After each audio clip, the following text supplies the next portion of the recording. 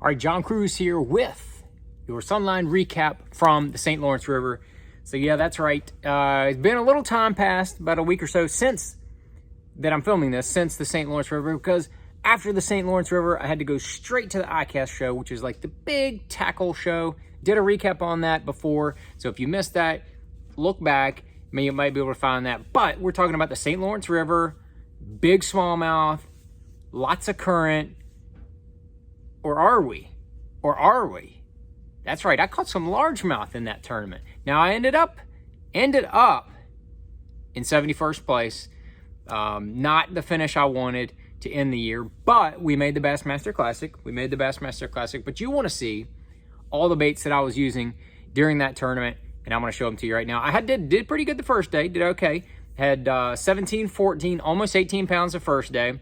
I went out there and I caught a limit of largemouth, and the number one bait for that was the old school Vixen. Yep, just got a lot of confidence in this thing. I have not transitioned to any other walking topwater baits. I just don't have enough confidence yet in the in Russ Lane's big walking bait. It looks really good. I got so much confidence in the hookup ratio and the hooks and all that kind of stuff. I'm still using that for my largemouth, but I caught a limit on that, weighed about 12 pounds or so, 11, 12 pounds the first morning. And I was using 50-pound Sunline X Plasma braid. That was the braid that I have on the reel, high speed reel, 7-foot medium heavy rod from Cashin. You can throw that thing a mile and then you can work it and twitch that bait, and that medium heavy is perfect. It's got plenty of give to it. And man, it's just immediate hookups, and I was able to boat flip all those fish. And I had one that was 214 and a 3-1. I actually weighed that 3-1 largemouth. I called out all the other ones later. All those brown fish came on a combination of baits. I caught some on a 1/2 ounce jackhammer. This is one of the baits I was using right here. I was alternating between a green pumpkin and a shrapnel, which is really a perch looking color. It's a green pumpkin 1/2 ounce jackhammer was what I was using. And then I was using 18-pound Sunline Sniper on the reel. I was using that line right there. That is really kind of have become my go-to for, I'm looking for the rod I was using. Here it is right here. And so what I was using was the same setup I was using at Champlain, like the exact same setup, the same line, the same Daiwa Tatula reel, using one of them I had a 7-to-1 and the other one had a 6-3-to-1. I don't think it made a big difference, but the key was I was using that 7-foot 5-inch rattle trap rod, and it's got a lot of give to it. That rod, with all that give to it, was just loading up, and I didn't really have any issues losing smallmouth.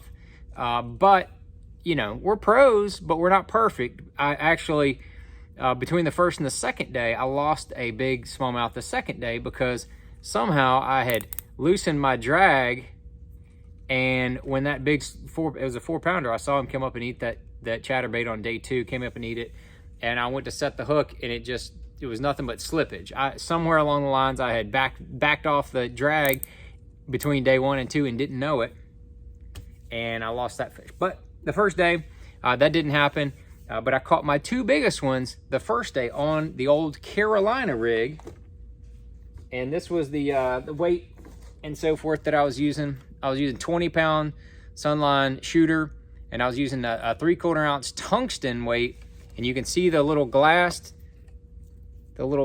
bead, and then the little clacker which protects your knot.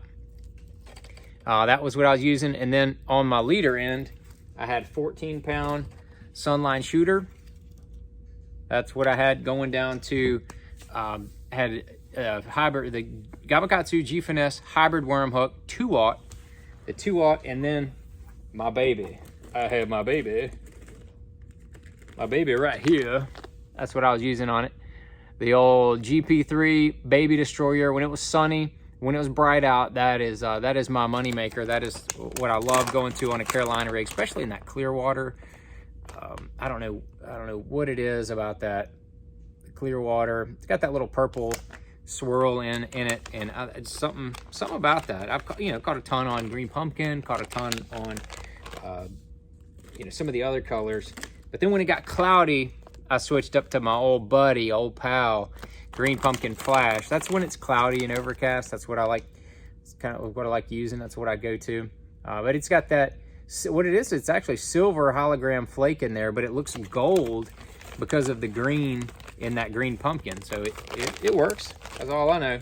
All I know, that Baby Destroyer on a Carolina rig, it works. I caught my two biggest. Caught a 4.9 and another one, I think that was 3.14. I had another 3.14 I caught on the chatterbait that first day. And that's where I ended up with that, 17-14 day one. Now day two, different story. I did the largemouth thing and only caught 4 largemouth that were over 2 pounds. If it wasn't 2 pounds, I didn't put it in the box. I caught 4, 5, 6 other ones that were shorter.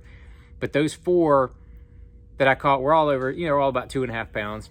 So I went out there and started fishing for, then I switched it up, started fishing for smallmouth, and ended up, had that one that came off on the chatterbait, and I caught a couple smaller ones on the chatterbait.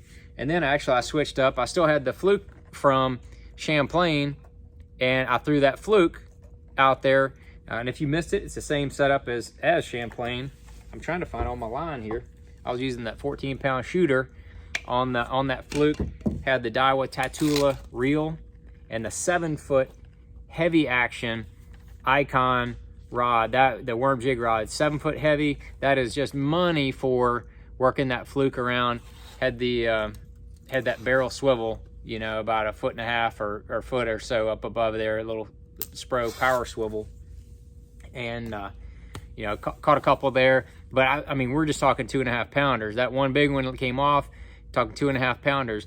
And I got to be honest, I'm gonna tell you this whole story because it's important. I learned a huge lesson, and it's like one of the craziest freak things you've ever heard of, at least for me. And then I figured it out actually during the weigh-in. It just dawned on me there's something wrong. So, I use Sunline. Been using it for years and years. Have never had any issues with line breakage. Line's only up to a certain capacity. 8-pound test is only 8-pound test. 8-pound test is not infinite. It can break. It will break. 12, 14, 20. Like every line can break if you put it through its capacity. But I know the line very well. I know what it's capable of. That first day I was out there dragging that Carolina rig, I actually boat flipped the 4.9 and that 3.14 and some other fish. I just boat flipped them. You just, with the smallmouth, you wait until they're getting ready to jump near the boat. You got 14-pound test. There's a lot of zebra mussels, all that kind of stuff, but I boat flipped those. I was boat flipping all these fish. I just got to show you real quick. Look at all this. That's all smallmouth doo-doo that's still in the bottom of my boat. All that light looking, that's smallmouth doo-doo. So they doo-doo in your boat when you catch them. And that's what that stuff, I'll have to spray it out. I don't know what, anyway. So I swung those fish in, didn't have any problems.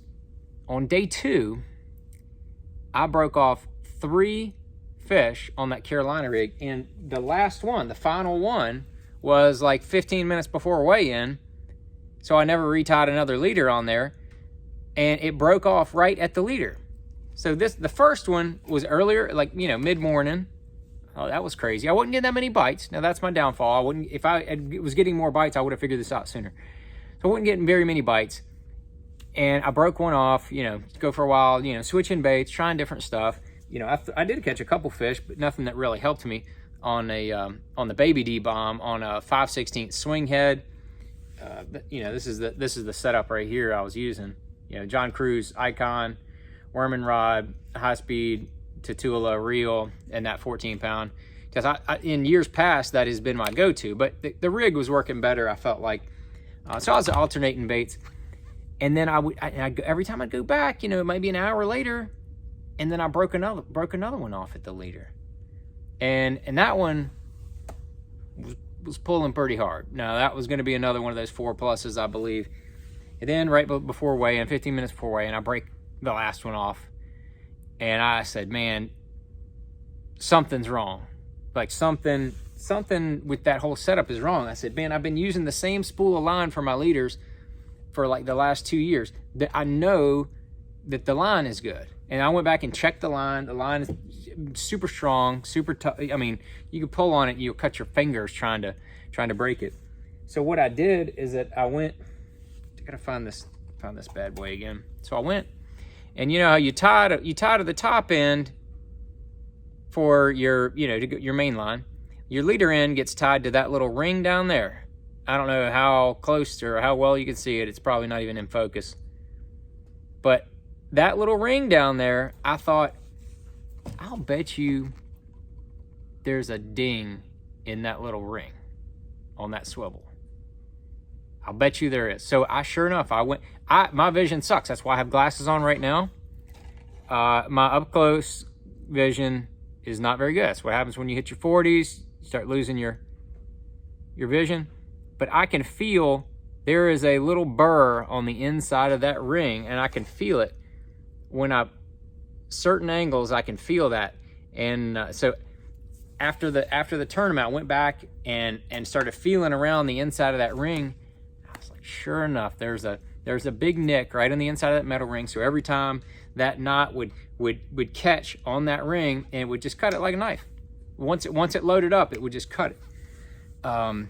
So I've never had that happen on a Carolina rig before. I've had like weird things happen with hooks, and I'm real particular about my hooks and checking them and all that kind of stuff. Never have had that happen on a swivel with the Carolina. But I tell you, all that junk that I was dragging it through, big boulders, a zillion muscles. That thing banged across a zillion muscles. And I'll tell you how good the Sunline is. I was using a 20-pound Sunline, 3/4 ounce tungsten weight, drilling it through every muscle and everything. I used the same sinker, and I never broke off that whole Carolina rig at Champlain or at St. Lawrence. 3 days of practice and 2 days of the tournament. I never broke that rig off. Now, I didn't make like a 1,000,000-mile cast. I'd make casts, 30, 40 yards and drag it in the current. But I never broke that rig off. A couple times I had, jiggle it and shake it and get it to come off. So I guess over the course of all that time, one of those muscles just finally wedged into that little ring and, put a little ding in there. So that's a lesson. Always check your swivel.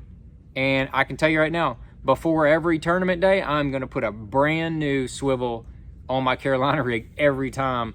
Whether I'm on like smooth bottom gravel or in the muscles, I'm putting a new swivel on before every tournament day from this point forward. So those of you listening, be sure to check your swivel to make sure it's perfectly smooth, no matter how well it's made. I don't care what metal it's made out of. Man, if you hit it just right, those, the cover down there, the rocks and the mussels and whatever that you may be fishing around could cause a ding. So I think that cost me some serious fish, some real good bites on that second day. So instead of weighing in 12, whatever I weighed in, I probably would have had at least 15 or 16 pounds because a couple of those twos would have been called by 3.5, 4 pounds or whatever.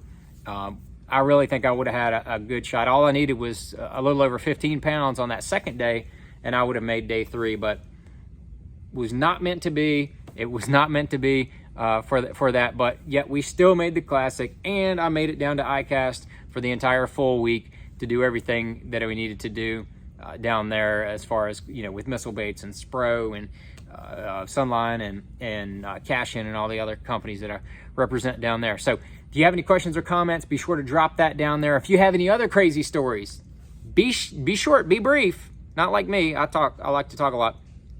Be short and brief. Tell everybody your short little crazy stories where you may have lost some key fish, and we can all learn from those lessons. And I hope you learn from that little swivel situation to where you might want to just check your swivel, make sure it's still good after every tournament day. But again, thanks for watching. We've got a little while here before we're going to have any more Elite Tool videos because all of our tournament season is done for the Bassmaster Elite Series until next year, and we've already got the schedule starting off St. Johns River, also going straight from there down to the Harris Chain. We've got 2 Florida events before the Bassmaster Classic, which yours truly is fishing in.